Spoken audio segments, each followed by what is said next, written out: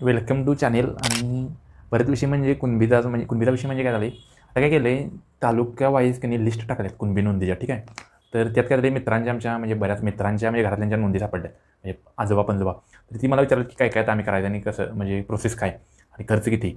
तर विषय काय, तर एक्झाम्पल म्हणजे रिअल शशांकचं एक्झाम्पल आहे. शशांक वडिंगचा आहे. आणि शशांक म्हणजे शाळेत आम्ही 5वी-10वी सोबत होतो. ठीक आहे. आणि आणि तर शशांकचा फोन आला मला दुपारी की असा काय ना, पंजोबांची नोंद सापडल्या आणि त्यांची पण भावकी मोठी आहे आणि त्यामुळे सगळी त्याच्या भावकीत मागत आल्यात की कुणबीचा दाखला काढायला, कुणबीचा दाखला काढायला. तर त्यांनी काय केलं, त्यांच्याच म्हणजे एक ई-सेवाल्याला विचारलं. तर त्यानं सांगितलं की जवळजवळ 25,000 खर्च येणार एक दाखला काढायला. तर यांचं जवळजवळ 10 दाखले काढायचे. तर 10 दाखल्यात जवळजवळ 25 × 10 म्हणजे जवळजवळ 2.5 लाख रुपये यांना खर्च येणार आहे. ठीक आहे.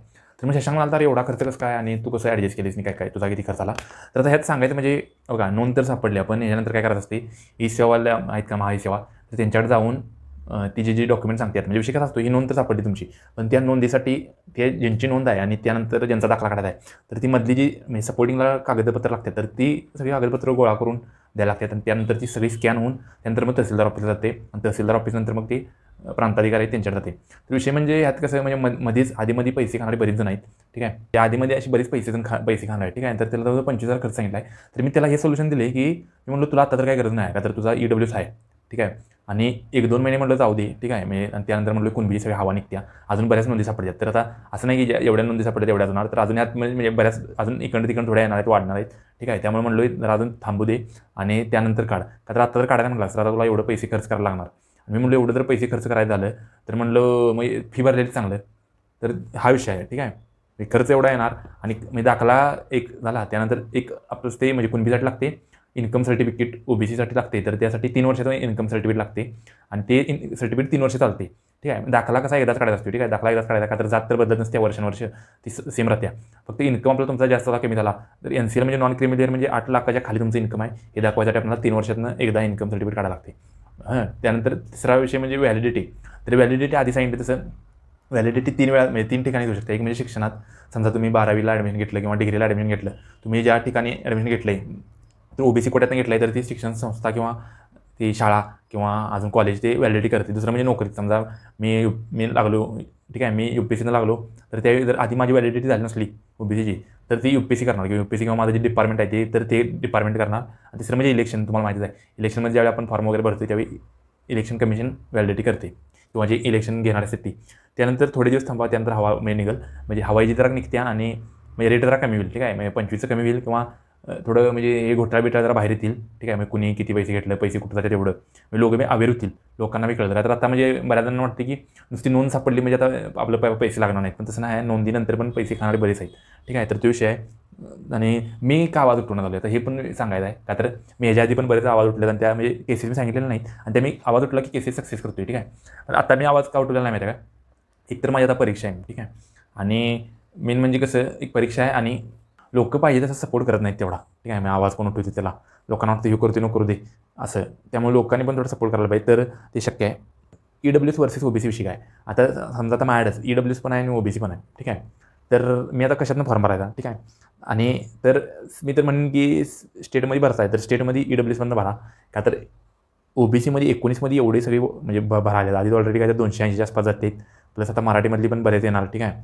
आणि तर शक्यतो स्टेटला EWS मधनं भरा, EWS असंच तुमचं, आणि सेंटरला OBC मधनं भरा, का तर एज रिलॅक्सेशन वगैरे आहे, त्यानंतर कट ऑफ कमी आहे. UPSCला जसं की कॅडर वगैरे मिळतं आहे, म्हणजे त्या कॅडरसाठी OBC मधल्या पण सीट अवेलेबल होत्या. तर असा विषय आहे. त्यामुळं अनेक आपल्या हक्कात आहे, कोणा बाप्पाचं मी खरोबर नाही आहे. ठीक आहे. आम्हीच उलटी गेली 70 वर्ष घेतलं नाही, गेली 70 ते 40 वर्ष घेतलं नाही, हे म्हणजे आमचं हे आहे, आमचा लॉस झालेला आहे. त्यामुळे हे आहे एक असं नाही. ठीक आहे. तर EWS मधनं स्टेटमध्ये भरा, म्हणजे MPSCला वगैरे भरताय तर, आणि आधी पण जरा कट ऑफ बघा, OBCचा कट ऑफ किती आहे आणि EWSचा कट ऑफ किती आहे. आणि सेंटरला भरायचा आहे तर शक्यतो OBC मधनं भरा, आणि सेंटरची तुमची परीक्षा कुठली आहे बघा, आणि त्याच्या कधी म्हणजे फॉर्म फिलिंग चालू होणार आहे बघा, आणि त्याच्या आधी आपल्याला दाखला कसा मिळेल हे बघा. ठीक आहे. आता शशांकचं कसं आहे, शशांक बँकिंग देईल किंवा शशांकचा रिझल्ट पेंडिंग आहे, त्यामुळे शशांकला गरज पण नाही, का तर शशांकचं हाय यातच म्हणजे जनरलमधलं झालं तर मग पुढं कशाला शशांक करणार आहे काय. त्यामुळे शशांकला सांगितलं की तो आता काय दाखला काढू नकोस, 25,000 घालवू नकोस. ठीक आहे. थोडा धीर धर, थोड्या दिवसांनी रेट तर कमी होईल आणि तुला गरज आहे का नाही हे पण कळेल. ठीक आहे. तर तुम्ही पण असंच करा. ठीक आहे. आता तर गडबड नाही आहे तर दाखला काढू नका, पैसे जाणार तुमचं फुकट. ठीक आहे. कोणता आवाज उठल्याशिवाय, ठीक आहे, म्हणजे कलेक्टर साहेबांनी वगैरे दखल घेतल्याशिवाय हे काय म्हणजे कमी होणार नाही.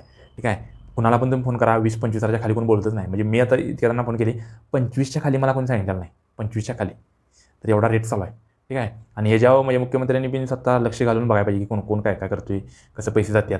प्रत्येक जिल्ह्यात एक हेल्पलाईन नंबर पाहिजे की कुणबीसाठी तुमच्याकडे कोण पैसे मागते तर असं इथं कॉन्टॅक्ट साधा, म्हणजे ते काय ते म्हणजे पुढे येईल असंही केलं पाहिजे. नाहीतर नुसतंच नोंदी दिल्या म्हणजे झालं नाही. नोंदी देऊन पुढं दाखलं काढायला तर 25,000 खर्च, त्यानंतर व्हॅलिडिटीला वेगळंच, त्या नोंदी काढताना अजून कागदपत्र काढायला लागतात त्याला वेगळंच. तर हे असं जरा सरकारनं व्यवस्थित करायला पाहिजे, ठीक आहे. आणि मराठा आरक्षणावर काय माझं मत आहे डायरेक्ट म्हणजे ज्यांच्या नोंदी नाहीत त्यांच्या, तर ज्यांच्या नोंदी नाहीत म्हणजे मला तर खरोखर सांगतो म्हणजे मी पण मराठा आहे. आत्ता मला म्हणजे महिन्याभरापूर्वी कळले की कुणबी आमची नोंद आहे.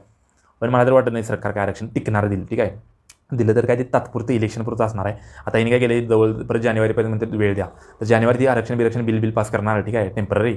आणि इलेक्शन होईपर्यंत चालणार. इलेक्शन झाली की यांचा जो माणूस आहे त्याला ती याचिका दाखल करायला लावणार आणि ते आरक्षण परत ती कॅन्सल करणार, असा विषय आहे.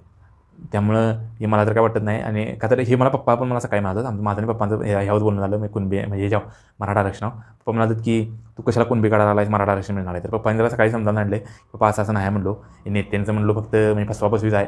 ज्या लोकांना कळत नाही त्यांना फक्त म्हणजे असं आशेवर ठेवायचं काम आहे की हे देतो ते देतो, हे मोर्चा ते मोर्चा. आता 16पासून मोर्चेने चालला तरी पण काय दिलेलं नाही. मला वाटत नाही की देतील पण, ठीक आहे. आणि त्यामुळे माझं मी हे कुणबीचं आता काढणार आहे. आणि सांगायचं म्हणजे आता काढताना पण मी एकच काढणार आहे, त्यानंतर पुढचं 3 काढणार आहे. का तर आता एकाचीच आम्हाला गरज आहे, त्यानंतर पुढचं काढणार आहे. का तर माझं पण काय काय असेल ते सगळं म्हणजे रिअल सांगितलं. आणि तुम्हाला जर ती नोंद शोधायची तर कशी सांगतो, तालुका नाही जिल्ह्याची जी कोल्हापूर सांगतो, कोल्हापूर.gov.in मारा, त्या वेबसाईट आहे. तिथं कुणबी नोंदाबिलेख असं आहे. त्यानुसार गेला की तालुक्या वाईज लिस्ट आहे आणि त्या लिस्टमध्ये तुम्हाला नाव साप म्हणजे त्यात गावा वाईज लिस्ट आहे. त्या गावात बघा तुमचं आजोबा पंजोबा ह्यात कोणाचं नाव आहे. आणि असं म्हणजे आता माझी परीक्षा त्यामुळे मला व्हिडिओ करायचा नव्हता, पण बरेच डाऊट आहेत आणि 5-6 दिवसांनी विषय पुढे जाणार. त्यामुळं म्हणलो की आता व्हिडिओ कसा होऊ दे, म्हणजे आपल्याला माहिती आहे ती सांगूया, ठीक आहे. आय होप तुम्हाला बरीच माहिती कळली असेल. पॉईंट अजून एक म्हणजे जर गरज आहे आता गडबड आहे तरच काढा, नाही तर पैसे जाणार तुमचं फुकट. थोड्या दिवसांनी कसं म्हणजे आधी वरच्या अधिकाऱ्यांना अजून कळेल की कोण पैसे खाते काय, आणि हे प्रकरण बाहेरून थोडा रेट कमी होईल, ठीक आहे. दुसरं म्हणजे गरज आहे तरच काढा. MPSC वगैरे देत आहे तर मी तर म्हणेन 19% परत येऊ नका, तर 19% अजून कॉम्पिटिशन वाढणार आहे. आणि त्या 19% म्हणजे काय ओबीसीमध्ये अजून कॉम्पिटिशन वाढणार आहे आणि अजून कट ऑफ तेच वर जाणार आहे. त्यामुळे जर शक्यतो स्टेटमध्ये आहे तर EWSमधूनच भरा, अजून पण तुम्ही कट ऑफ बघा, ठीक आहे. आणि जर सेंटरमध्ये आहे तुम्हाला एज रिलॅक्सेशन पाहिजे आहे, अटेम्प्ट पाहिजे आहेत किंवा कॅडर वगैरे मिळते असं काही जर असेल तर मग OBC काढा आणि OBCमधून भरा, ठीक आहे. आय होप यातनं बऱ्याच तुम्हाला गोष्टी क्लिअर झाल्या असतील. व्हिडिओ आणि अजून पण बोलणार आहे, पण थोडं परीक्षा वगैरे आहेत, थोडं काम आहेत, त्यामुळे मी थांबवले. आणि यातनं म्हणजे आता मी पण आहे आता बरेच दिवस का नाही, तर म्हणजे माहिती भारी मिळते बरं का. आता मी त्या कुणबीच्या म्हणजे वेबसाईटवर जाऊन पण ॲक्च्युअल जे पेपर देऊन टाकल्यात ते पण बघितलं, म्हणजे त्यात पण आमच्या नोंदी आहेत, त्यात काही विषय नाही. पण म्हणजे जर तुम्ही व्यवस्थित जर समजून घेतला तर बरीच म्हणजे माहिती मिळते, ठीक आहे. म्हणजे अभ्यास मिळतोय. 1857चा नुसता इतिहास वाचून काय उपयोग नाही. ॲक्च्युअल म्हणजे मार्केटमध्ये काय चालू आहे किंवा महाराष्ट्रातला इतिहास काय, जातीचा इतिहास काय, हे बी जरा कळलं तर एक मी तर म्हणेल की इंटेलिजन्स आपला म्हणजे इम्प्रूव्ह होतोय, कळलं का.